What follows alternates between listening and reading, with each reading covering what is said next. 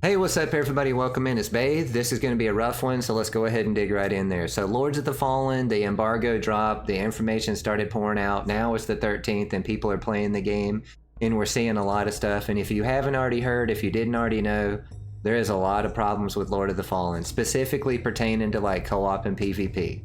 So I would probably put it like this. If you like to play Souls games by yourself, if you play Souls games Souls-likes by yourself, if you don't summon people, you don't invade, you don't do any kind of multiplayer, it's just you in the game and you run around and do all your stuff and beat it and play however you want by yourself, you might enjoy this game. You would probably like it, you know, maybe it would be for you. But if you play these games or your intention is you want to specifically co-op or you want to invade, I've got some terribly bad news for you. Unfortunately, the way the game is set up, like co-op and PvP is like extremely bad. Like it's with Unreal Engine and the way that they set up the multiplayer, it's peer-to-peer, but it's all tied to the host. So every single action has to clear on the host side, even the co-op partner.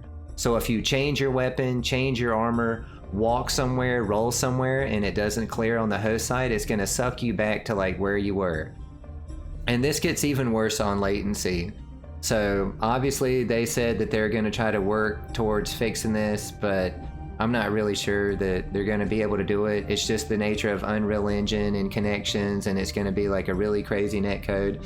The game is already coming out. They're going to start working on this issue, but it's going to take some time, you know, and it's going to eat away a lot of days and months and hours, and unfortunately it's just not a very good experience for people on launch. So I just wanted to bring you guys the information right away. Co-op and invasions, all type of multiplayer, and Lord of the Fallen is in a really bad state right now. The game, it's not really ready for those type of like things, but they're gonna go ahead and release the game with invasions anyway. They don't want to wait like a month or whatever and try to keep working on this and then release the stuff later. They're just gonna put it out now. So if you haven't seen Jeenine's video, he explains a lot of stuff about this, about how this peer-to-peer tied to the host side is gonna cause a lot of rubber banding, which is where actions like bounce back and forth, and there's a lot of latency and jittering, and you're gonna see a lot of things that people are doing like not going through when they're being sucked back to where they were. Another issue is like people,